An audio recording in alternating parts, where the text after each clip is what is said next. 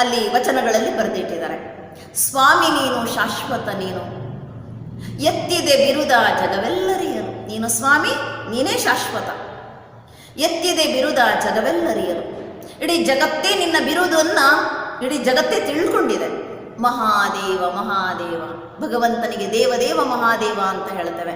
ಮಹಾದೇವ ಮಹಾದೇವ, ಪಶುಪತಿ ಜಗಕ್ಕೆ ಏಕೋ ದೇವ. ಇಡೀ ಜಗತ್ತಿಗೆ ಭಗವಂತ ಎಷ್ಟು ಜನ?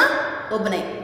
ಪಶುಪತಿ ಜಗಕ್ಕೆ ಏಕೋ ದೇವ, ಸ್ವರ್ಗ ಮರ್ತ್ಯ ಪಾತಾಳದೊಳಗೊಬ್ಬನೇ ದೇವ, ಕೂಡಲ ಸಂಗಮ ದೇವ. ಸ್ವರ್ಗ ಮರ್ತ್ಯ ಪಾತಾಳದೊಳಗೊಬ್ಬನೇ ದೇವ, ಅವನು ಕೂಡಲ ಸಂಗಮ ದೇವ ಅಂತ. ನೋಡಿ ಎಷ್ಟು ಸುಂದರವಾಗಿ ಸ್ಪಷ್ಟವಾಗಿ ಪ್ರತಿಯೊಬ್ಬರು ತಿಳ್ಕೊಳ್ಬೇಕು, ಇವನೇ ಭಗವಂತ ಒಬ್ಬನೇ ಇದ್ದಾನೆ, ಇನ್ನಿಬ್ಬರು ಇರಲಿಕ್ಕೆ ಸಾಧ್ಯನೇ ಇಲ್ಲ ಅಂತ. ಇನ್ನೊಂದು ಕಡೆಯಲ್ಲಿ ಹೇಳ್ತಾರೆ, ಯಾಕಂದರೆ ಇವತ್ತೆಲ್ಲ ಅಂಧಶ್ರದ್ಧೆ ಮೂಢನಂಬಿಕೆಗೆ ಒಳಗಾಗಿರುವಂತಹ ನಾವು ಎಲ್ಲವನ್ನೂ ಸಹ ಭಗವಂತ ಅಂತ ತಿಳ್ಕೊಂಡು ಪೂಜೆ